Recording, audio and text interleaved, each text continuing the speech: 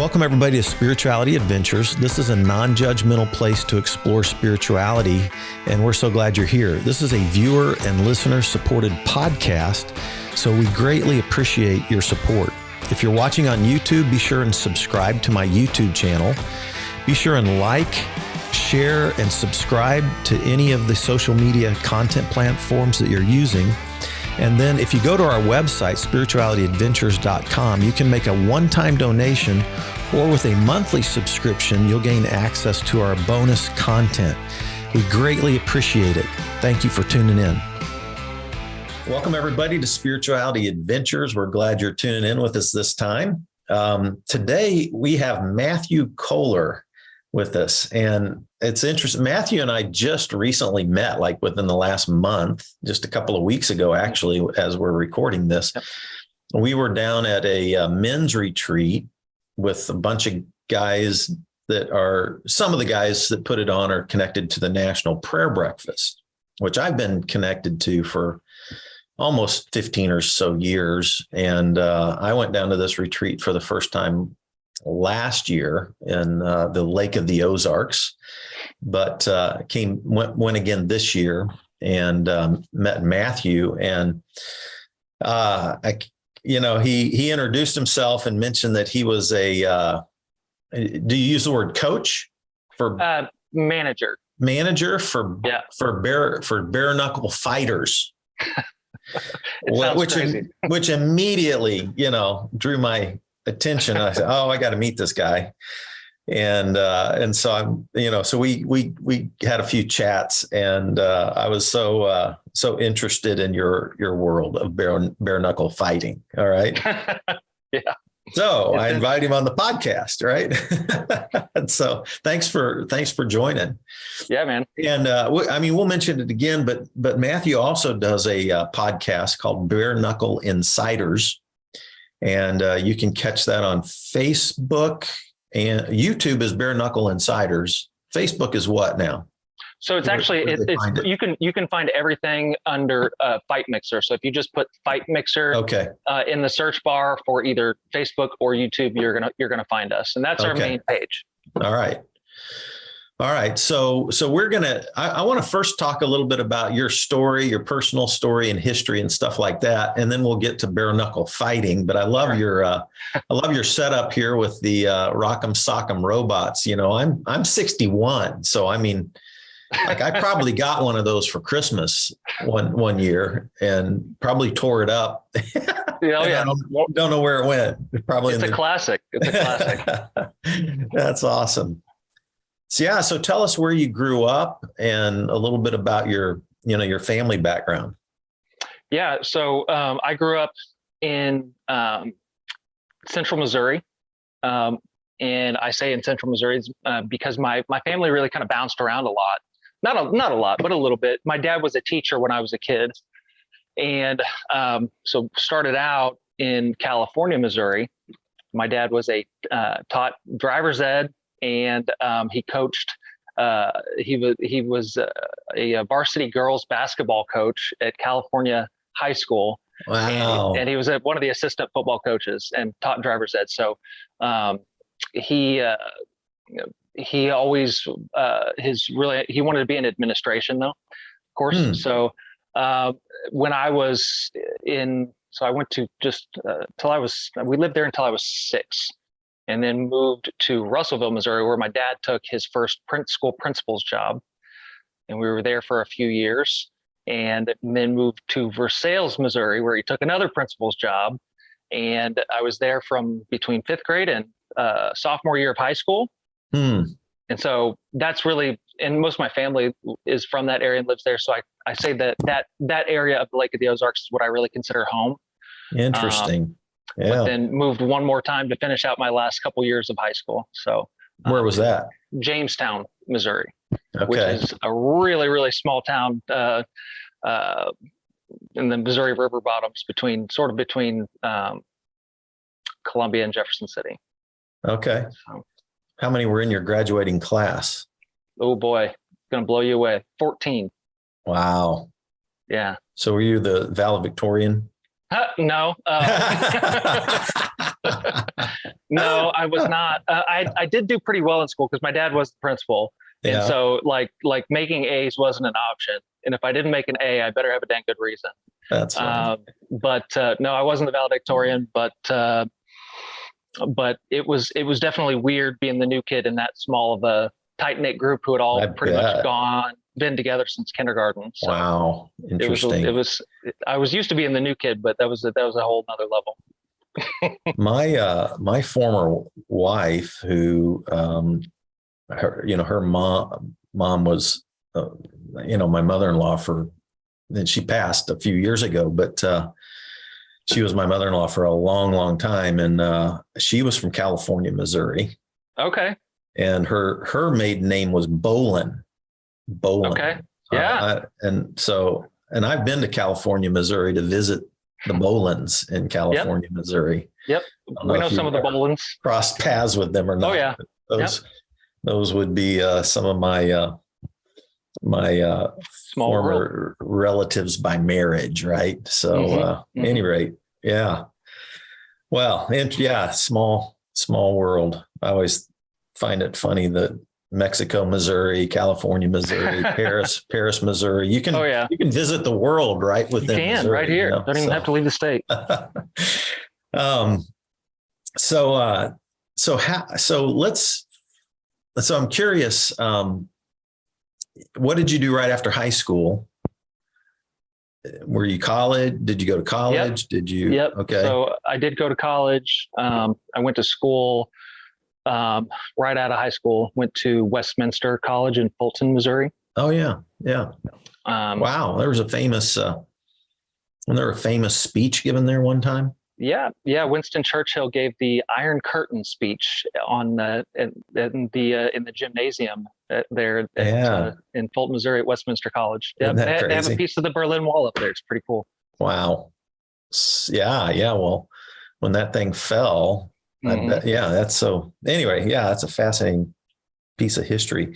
So, I'm curious because we did a bonus round with you that some of our patrons and supporters listen to, but I found out that you were a music guy, which I didn't know that. I just found that out. So I'm kind of curious, like you go to college, you're into music, but so how did music emerge? And then how did your fight career emerge out of this mixture of small town Missouri, college in Missouri, that kind of thing? That's sort of a loaded question. So I went to college. I went to Westminster my first year of school, and I wasn't quite sure what I wanted to do. I knew that I wanted to be involved in music, but music as a major was not available at Westminster College, and so I decided to pursue a degree in music business, which is sort of like a business degree with an emphasis on the music industry. And what I didn't realize at the time was that that's not a real degree. It's literally not. Like, it might be somewhere else, but there it was just essentially a liberal arts degree, and they were just like, yeah, we'll do that for you. Pay us the money, and we'll slap this music business degree name on it for you. But like, at the end of the day, it was nothing. Not there's anything wrong with a liberal arts degree, but I didn't understand the difference at the time. And so my second year of college, I ended up accepting a scholarship, a choir scholarship, to go to down the road here to Jefferson City to Lincoln University. Oh, wow. So had the opportunity to be with them. And Lincoln is like a historic Black college, isn't it? That's right. Yeah, wow. It is. Yeah. I've got a buddy, one of my close pastor friends here in Kansas City, Missouri, that pastors a historic Black church, and he went to Lincoln on football scholarship. So he's been a friend a long time. But at any rate, it's the only reason why I knew that. Yeah. So I took a music scholarship and had the opportunity to go out and do some fun things with the Lincoln University vocal ensemble. And got to do a national tour with them, which was really cool. It sounds so opposite of bare knuckle fighters. I know, right? I know. But, I grew up in the world of martial arts. So from the time I was 5 years old, I started taking, learning martial arts. And then did your dad enroll you in that, or did you just? My parents did. Yeah. Both my mom and my dad enrolled me in the first classes I took were Taekwondo when I was 5. And then by the time I was 9, I was a black belt. Wow. And so, and I, and then really, really got into the competition side of it. So much so that my mom started competing, started getting into it. Really? My mom went on to be a women's Taekwondo world champion in 1997. Are you kidding? No, that's a true story. Crazy. Yeah. So wow. Pretty neat. And then from there, we opened up a couple of martial arts schools that my family owned. So I got the opportunity to teach and still continue. So you're doing that the whole way through college? No, so I stopped competing. I mean, I competed a little bit, but really, like, I was pursuing national championships, up until the point where I was about 16 years old. Okay.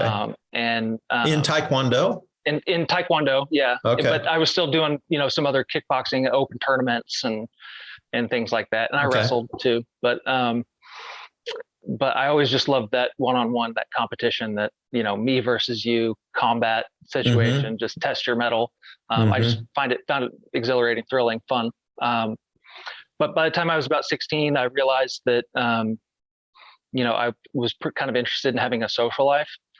And, and I didn't, because up to that point, I had, every single weekend, almost every single weekend of my childhood, we're on the road driving across the country to go to some tournament. Right. And so I started slowing down at that point. Not to say that I quit competing totally, because I still did some things after that. But just wanted to play football, wanted to play basketball, and focus a little more on that stuff. And had, wanted to have friends, stuff like that. So interesting. But so you laid off of that through college? I did. And that's where your music career kind of took off a little bit, or accelerated, or it's so whatever crazy. I know it sounds like a lot. It was, but when I was about 16, that's when I started touring with a Southern gospel quartet. So my dad asked me to fill in because their lead singer of their Southern gospel quartet had moved out of town. And so I jumped on, and it was supposed to be temporary as a fill-in, and I ended up staying for 4 years. What was the name of that group? So the name of that group was the Sweet Harmony Boys. Okay. my dad listens to my podcast, and he's 87, and he is a massive, gospel quartet. Southern really? Gospel fan. Holy crap. Oh man. It's its whole so like my dad's going to love you already, just because. Oh yeah. Well, I had the opportunity to tour with some of the really great ones, and meet some really neat people in the industry. Well, that was a blessing. He could talk to you for a few hours about that. Oh, I bet. So, but I continued to, do what I could to tour with them my first 2 years of college. And then so after my second year of college, I had the opportunity to join up with a band, a Southern gospel band called Firm Foundation. And they were a nationally touring group who had just recently been offered a record and distribution deal, but they needed a new vocalist, and so they gave me a call. I came on, I accepted the role, and at that time I also had just gotten married, and when I was 20 years old. Yeah, so you're still in college. And then so I dropped out of school at that point. I said, okay, I'm going to go pursue the music thing. Okay. And so I had to put school on hold to go out and. What year was that? 2000. It was, I guess, the end of 2006. Was that the year you got married? Mm-hmm. Okay. Yep. All right. Yep. So I got married in the first time in May of 2006. Okay. So, all right. yep. And then all right. spent the entire year of 2007 touring full time. Wow. Like you do, how many nights a week were you out of the year kind of thing? So I know that, I don't know what the exact number was, but I know that in 2007 we did in excess of 240 shows. That's intense.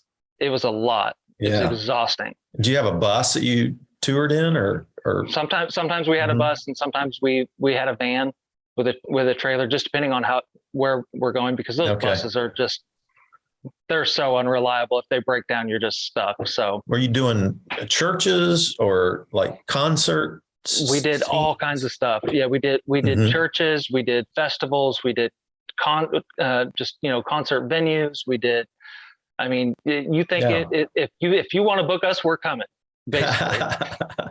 That's cool. Wow. Yeah. What an experience. Yeah, it was neat. Yeah. So how long did you do the music thing? And then how did you get back into the fighting scene? Yes. So I did, I toured for about a year and a half full time with them. And then, I think for a number of reasons, I just decided that that's not what I wanted to do. The idea of touring and living that lifestyle sounds great, in principle, and it's fun for like a couple months, but then after you've done it for a year, day in, day out, never home, never relax, on a bus or in a van with four or five other dudes all the time, and it just got to be a lot. Yeah. And I'm just like, you know what? I just didn't think that's what I wanted to do. So I just decided to step back. And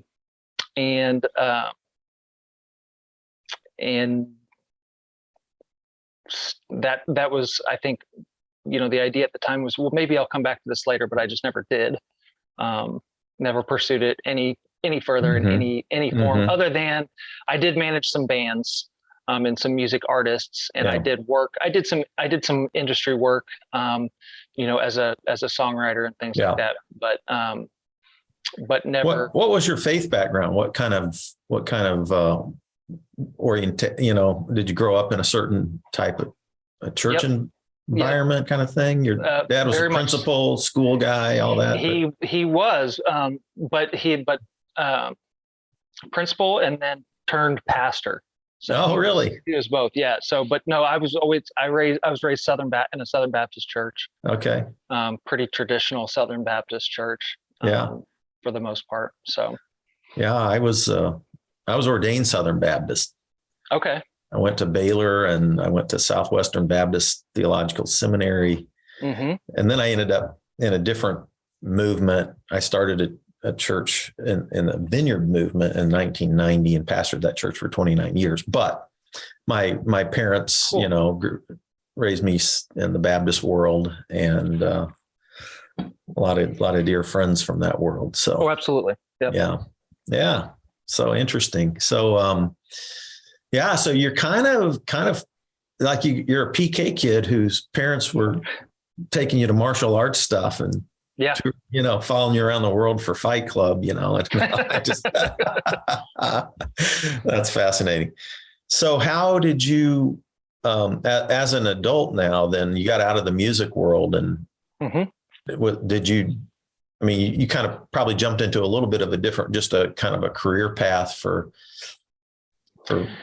paying your bills, but it seems to me like your passion is in this, is in the world of bare knuckle fighting. I've listened to some of your podcasts, and your energy is contagious. It's fun to hear you talk about it. Thank you.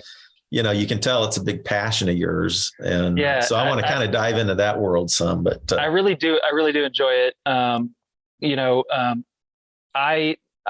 went back. So ultimately I came back, I just started working. I didn't know what I was going to do. So I just started working, ended up falling into restaurant management, which I did that for a few years. And then I got into some retail management for a long time. I was worked in the corporate retail management world for about 8 years. But a friend of mine was a professional boxer, a guy that that grew up in the same town as I did. And he had been doing pretty well. I was following his career. I'd been to a couple of his fights. And just, was he a big name, or was he, what weight class was he? He's a heavyweight, and Okay. no, not, I mean, not a big name. Okay. Of course, everybody knew him and his family. They were a boxing family with, some of his cousins had been professional boxers and done pretty well. Mm-hmm. And so everyone knew of the Shoemaker family in this area. But like I said, I knew that he had been doing pretty well. He was undefeated as a pro boxer at the time. And then I start seeing these posts on social media about a bare knuckle fighting event that's getting ready to this was back in 2018. There was a bare knuckle fighting event that was going to happen in Wyoming. And come to find out, my friend had gone to the tryouts in Philadelphia. He filled out an application, submitted his professional boxing record, and they flew him out to do the tryouts. And it was pretty cool because he pretty quickly became the face of the organization, the face of the sport. Right from the get-go. He was the first breakout star in the sport of bare knuckle boxing or bare knuckle fighting. And it all started with the punch meter, which is kind of legend or sort of part of the lore of the sport now. Mm-hmm. But they had a punch meter to measure your measure how hard you can hit. And I don't think anyone else or very few people broke 1,000. And Sam came up and hit the thing and measured in at 1,700 psi. Oh, yeah, wow, yeah. So he was 1,700 with his right hand and 1,400 with his left. Gee. And so, no one else. I think maybe a couple people got over 1,000, but that's if 1,700 pounds per square inch of force hit your car, it will push your car in. So. Wow. He quickly became, the talk of the tryouts, and then the first legal event in 130 years takes place in Wyoming, and he breaks the world record for the fastest knockout in the history of bare knuckle boxing. So, which was pretty cool. And what's his name? His name is Sam Shoemaker. Sam, yeah. Yeah, you can check him out, Sam the Hillbilly Hammer Shoemaker. But at that point, as he starts to blow up, he and I talked, and come to find out he needed a little bit of help with some media stuff and some marketing and just help on the business end of the industry. Mm-hmm. And so I said, hey, I've never really done anything like that, but shoot, let's give it a try. And come to find out, I wasn't bad at it, and had a lot of fun doing it. So that's where it started. That's cool. Yeah. I've kind of got this weird, I think I had one fight when I was like 5 or 6, and I got so nervous and anxious about it. It's a long story. I won't tell it, but I never got another fight again, and so I wasn't really a fighter. But I grew up, watching boxing. I mean, I grew up watching Muhammad Ali, George Foreman, and all these greats, and Sugar Ray Leonard. I was fascinated with it, and then of course at school wrestled, and then in college I took karate for my deal and got into Shotokan there, but it was like katas, and we did sparring and we did contests, but it wasn't full contact stuff. I never did any full contact stuff, but I got into the art of the karate stuff and so I've always kind of had this, and yet, personally, I'm kind of a pacifist, a Jesus follower, pacifist kind of guy, so, but I have this, I've never, and then at my church, I'm a cyclist. Like I've been a competitive cyclist for a few decades. And, amateur stuff, but still it's a serious hobby. I still ride and compete. And so I would tell competitive cycling stories in my sermons, which as my church grew, it just seemed that I would start collecting athletes. So, I'd have cyclists at my church. I had MMA fighters at my church. I had UFC fighters. I had personal trainers. I had, and it's not like but I had a contingency of sort of people that were just in the sports world that that sort of gravitated. I had some of the soccer players from in town. I had a Chiefs player coming once. I had, just, I don't know. So I was always, and then we had a guys group that would do like cigar and whiskey thing and watch, UFC fights because we had all these different, small groups and stuff like that. So I would always, they would do a pay-per-view thing, and anyway. So I've always kind of had this interesting, and I remember, and I think I told you this in 2018, maybe, there was an article that came out in either Outside Magazine or Men's Journal when bare knuckle fighting first became legal in the United States. Mm-hmm. And I read that article and was just fascinated by it on a number of accounts, because first of all, it gave some history of bare knuckle fighting. And I'd love for you to give us a little 101 on bare knuckle fighting, maybe even relate it, because you got your boxing federations, you got your MMA stuff, you got your UFC stuff. And for most of us, we don't even understand the difference with a lot of that, Yeah. It's just all fighting, and then, but then as well, now this bare knuckle fighting thing has come on the scene just recently, really. Mm-hmm. Yeah. So I'd love it if you'd kind of dive in, give us a little history of some of that. Give us, it sounds like Sam was kind of the article might have even been on Sam. It's possible that it could have mentioned him because he was mentioned in the beginning. I mean, he was the big star that broke out. Yeah, it gave history, but it also talked about it. It spent quite a bit of time talking about how bare knuckle fighting is actually safer than glove boxing in terms of, injuries and stuff like that. So all of that I'm just found fascinating. It is fascinating. And so now that we have 4 years of data, all of these injury reports. So back then in those articles, it was hard to get it. It was hard. It was all based on theory, right? And the theory was solid, but there was no data. But now we have data, and the data is showing that there are less net injuries in the sport of bare knuckle than in either boxing, kickboxing, or mixed martial arts.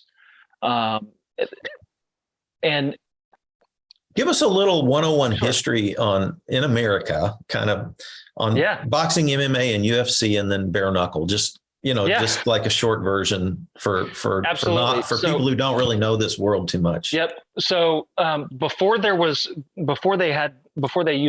introduced gloves into boxing. Boxing was bare knuckle boxing. Bare knuckle boxing was boxing.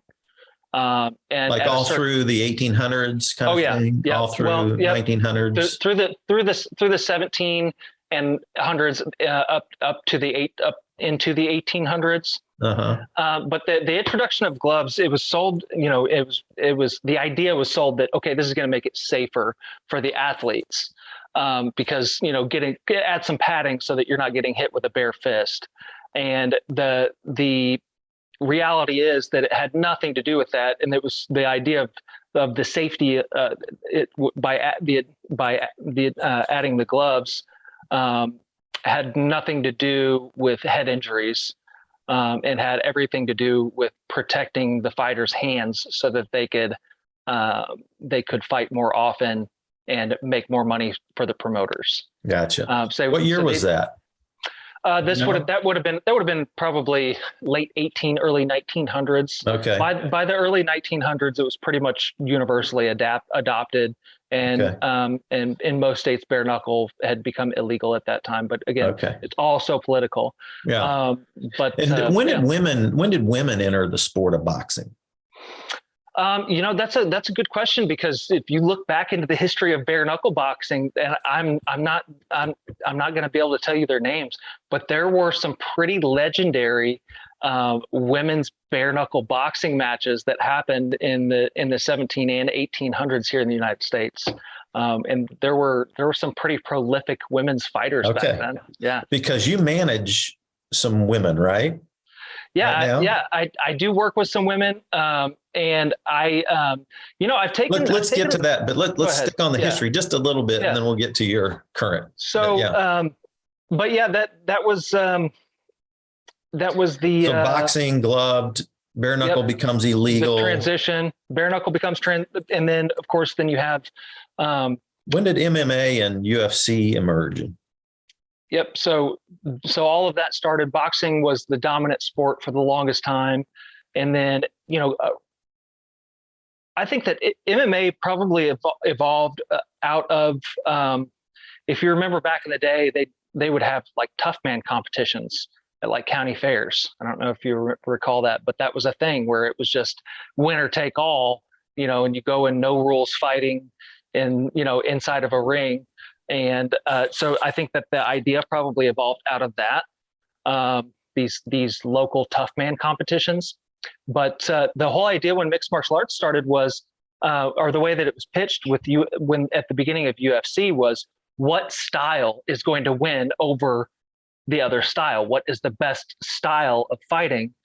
And so you would have these different fighters from all kinds of different martial arts disciplines. And so you would have the boxer versus the jujitsu practitioner, or the kickboxer versus the karate master, or whatever. And it's like, that was the whole idea was, or the shoot fighter versus the, whatever.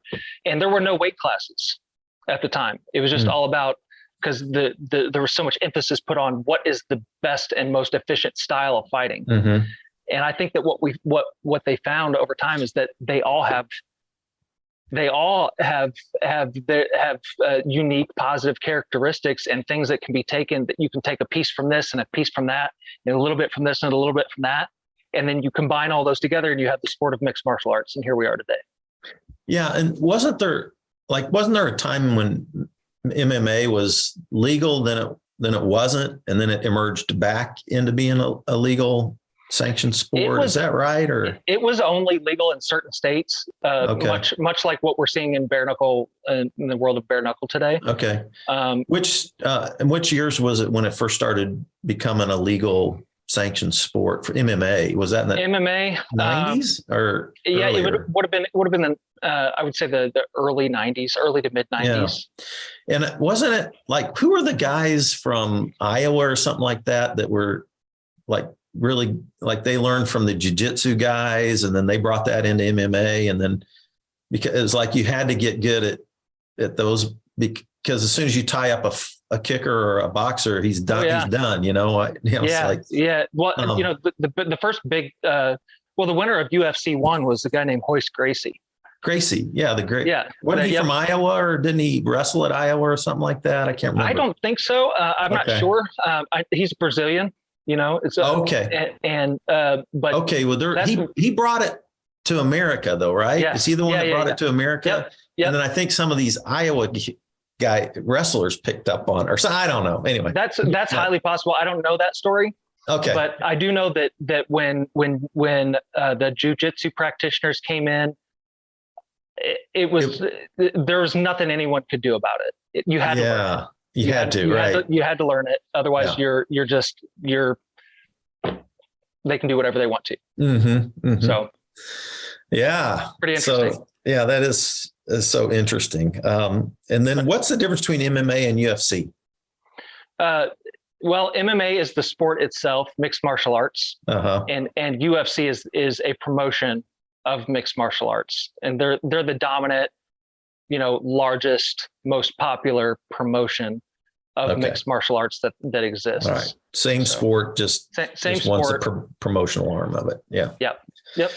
So how did bare knuckle fighting emerge out of, like, how did it even start getting the foothold that it got? And now you're telling me it's like literally one of the fastest growing sports in the world now. It is. I think that there were a number of people who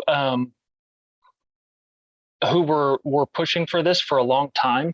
I know a couple of the folks personally who were really driving the effort to get this off the ground and get it legalized and get it and really make it a legitimate sport. And a couple of those guys.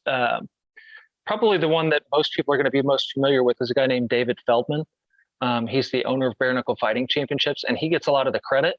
But I think even he would tell you that there were so many others that were part of that effort. And it was over a period of a very long time.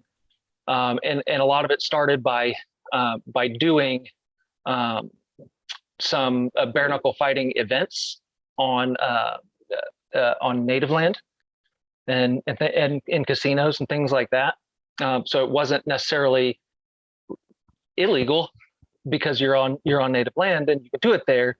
But then to take it from that to something that's a nationally televised event and mainstream it and not, it was a whole thing. And so I think that he felt that one of the biggest steps was to find a state that will say yes to legalizing and sanctioning, and having a sanctioned event by the state athletic commission, and it'd be the first time in 130 years or whatever.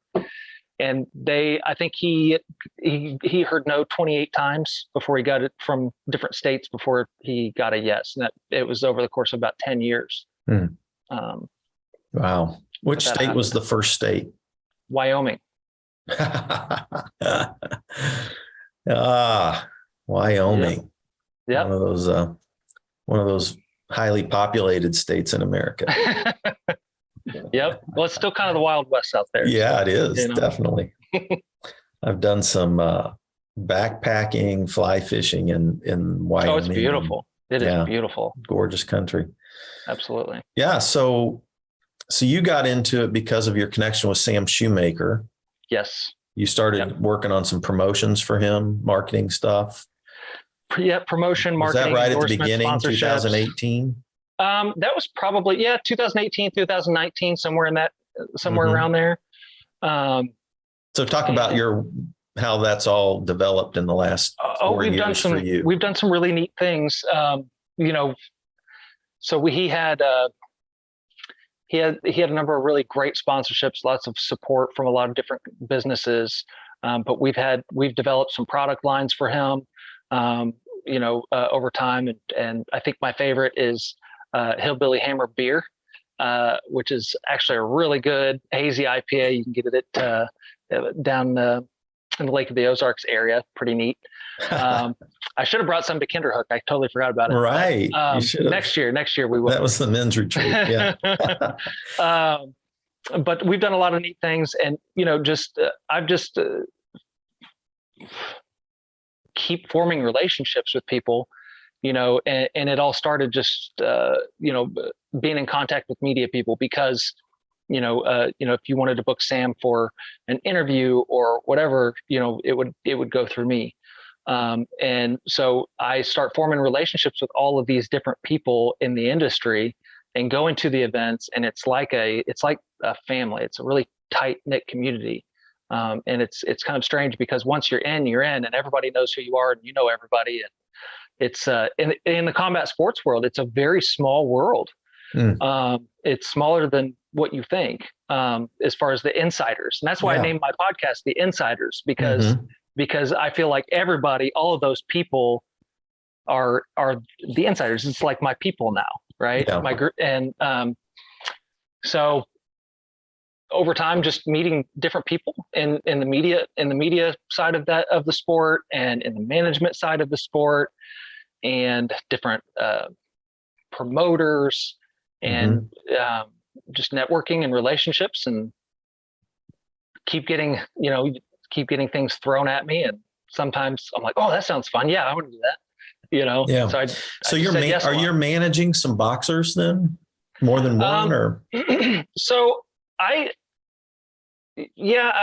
taken a little bit of a step back from the management side. I've scaled that back quite a bit. There was a time when I was managing, my partners and I were managing in excess of 25 fighters, which was just, it was overwhelming. And it was a lot. And so I still have a few people that I work with, but I like to keep the circle pretty small these days, just simply because, if I'm going to work with somebody, I feel like I really need to give them my best. And if I stretch myself too thin and try to do too much for too many people, then I'm only going to be able to do a little bit for a lot of people. Okay. As opposed to the idea of I want to, do whatever you need to be whatever you need to be done. I want that to be done. It's going to be done at a high level, and there's nobody that's going to do a better job than I am. And you're going to be taken care of.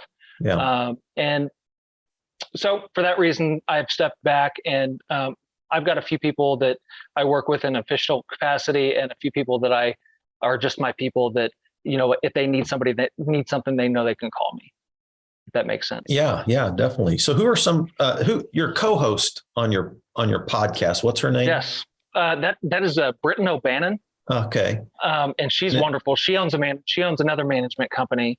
And so I do work with her at times. Now, did she fight as well? No, Okay. Her husband is a heavyweight bare knuckle fighter named Bobo O'Bannon. Okay. And really great guy. I've become such great friends with the two of them. Mm-hmm. And I just think that she's about one of the nicest people you're ever going to meet in your whole life. Yeah.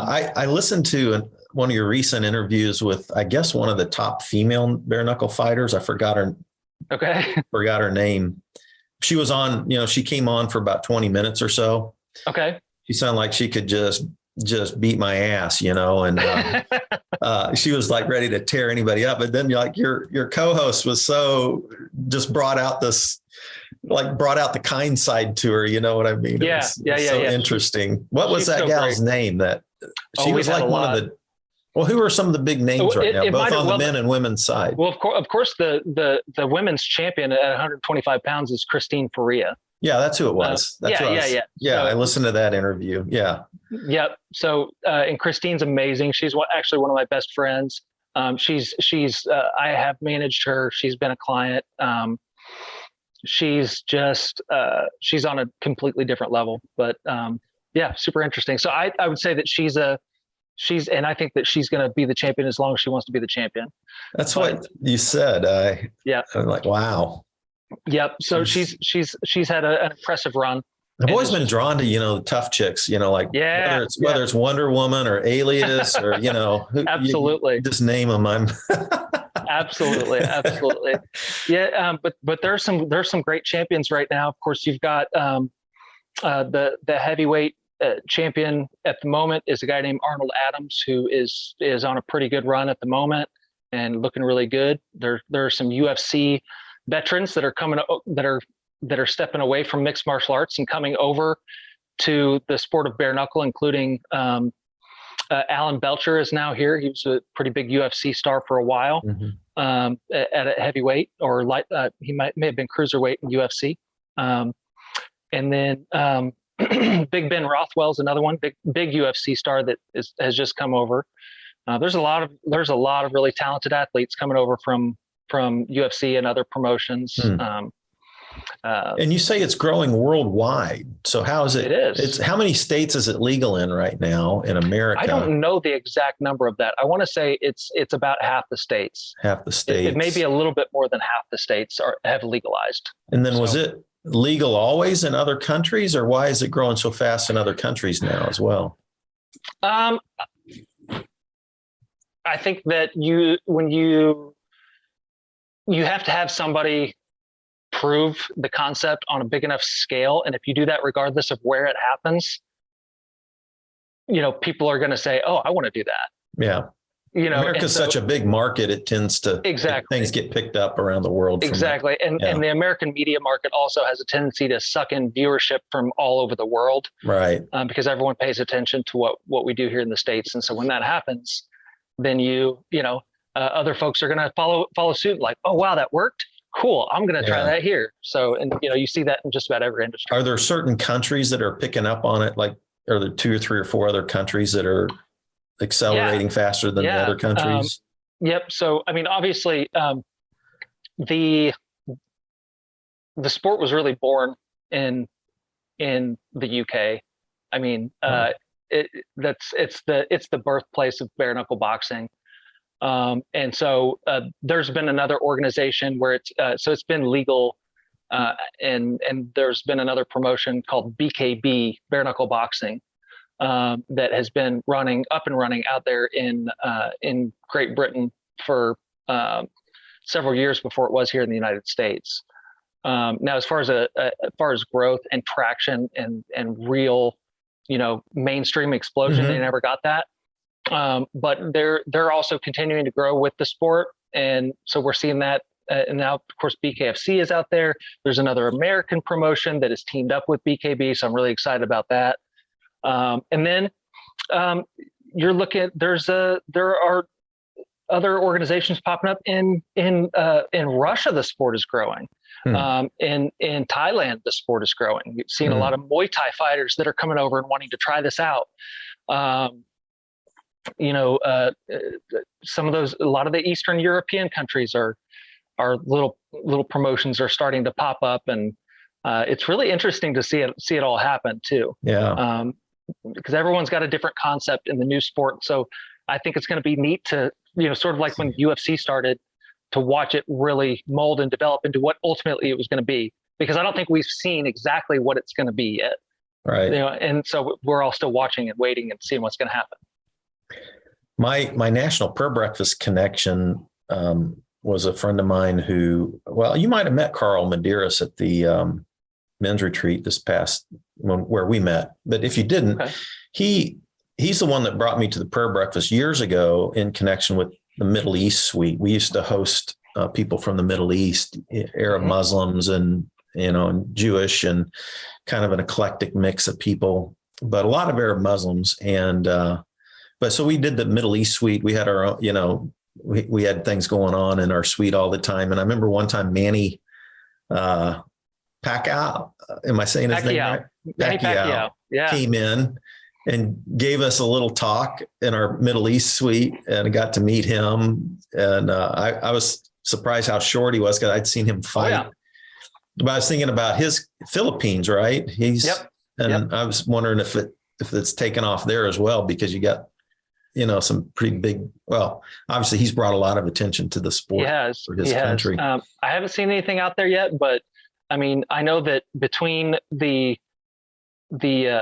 three most prolific promotions out there right now really are, I think the BKFC Bare Knuckle Fighting Championship, or BKFC, is the biggest, by far the biggest promotion right now.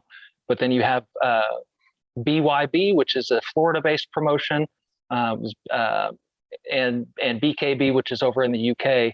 And those two organizations have teamed up. So I think that those three organizations pushing the growth of the sport is going to be, you're going to see a lot of expansion all over the world over the next few years. I think that I know, again, I could be wrong, and maybe I'm biased just because I'm a huge fan of it and I'm personally invested, but I think this is the next thing. I think this is the next big thing. And I think that people are going to see that here in the next 5 to 10 years. Mm-hmm.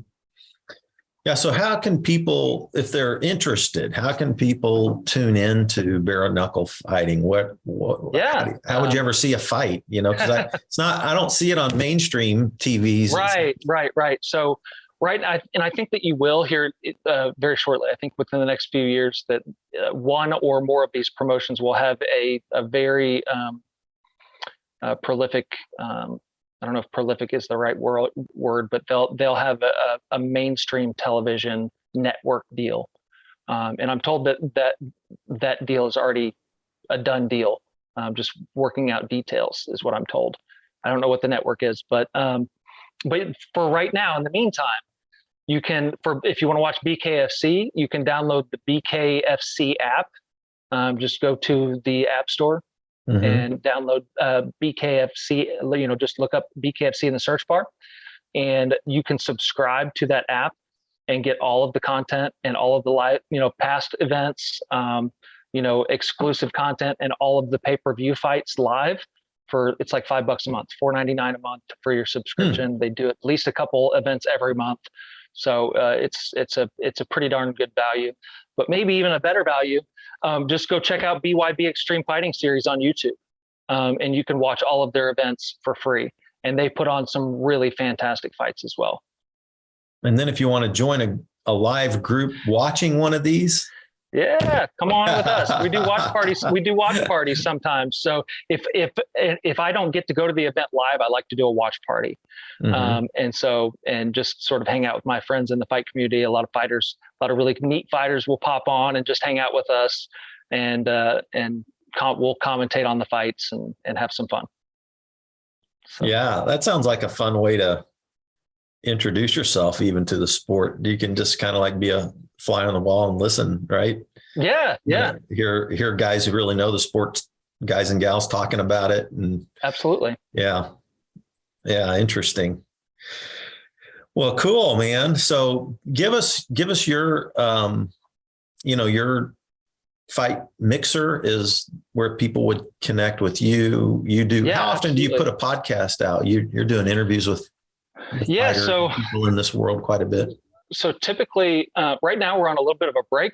So we are adding. So Fight Mixer is actually our network. So we have a little. It's called Fight Mixer TV, really. So we're looking to put out add a number of new programs right now. We have we just wrapped up season 1, Fight Mixer season 1, and on season 1 we had 4 shows that would all air separate nights of the week. We're adding 5 additional new programs, so we'll have a total of 9 programs that air throughout the week, coming out from Fight Mixer. And one of those is my podcast that I host personally, called Bare Knuckle Insiders. You can subscribe to Fight Mixer on YouTube or Facebook and check that out on Sundays. Sunday evenings, we go 8 Eastern, 7 Central, and we'll fire the show back up after Thanksgiving this year. So all right, that'll be the launch of season 2. Okay, and is there in this are there seasons? Like, are there? Is it fight all year round kind of a thing? Yeah, it's all year round. Yeah. Okay. Yep. So there's just fights going on all the time. People. All right. And are these held in cities all around America right now? Yeah. Like at least in the states where it's legal. Yeah. So you'll see a lot of Is events. Missouri? Is it legal in Missouri? No, it's not. But I that is a goal of mine. I really want to get that legislation, and I want to be a part of that. I want to get that pushed over the line. So I am talking to some folks, and I think that it can happen, but it's just, the big wheels turn, but sometimes they turn slowly in the world of politics. So yeah, right. Well, at least Jeff City, you're close by. You can go. Go and knock on some doors, right? Exactly. I know a few people downtown. Yeah. All right. Well, cool, man. Well, that's awesome. Well, thanks so much for tuning in to, for jumping on Spirituality Adventures. I appreciate it. Absolutely. I just always, had there would even be local amateur boxing come through here in Kansas City. And I used to go watch that with my father-in-law, because my father-in-law, who passed away many years ago, at the time he had grown up, he was a boxer in the Navy. And so he was he just had a passion for boxing of all levels. And so every now and then I would go see one with him, and see the live amateur boxers come to Kansas City. It was kind of fun. It's always fun. It's always interesting to be there live. Yeah. So, all right. Well, thanks so much. Thanks everybody for tuning into Spirituality Adventures, and check out Matthew Kohler at Fight Mixer and all of the stuff that he's doing. Fun, interesting world. So thanks a bunch. See you next time. This concludes today's episode. Thanks for tuning in and listening. Remember, if you're watching on YouTube, subscribe to my YouTube channel. Remember to like, share, or subscribe to the social media platform that you're using. And then go to our website, spiritualityadventures.com, and make a one-time donation, or you can subscribe monthly and receive our special bonus content. Thanks so much.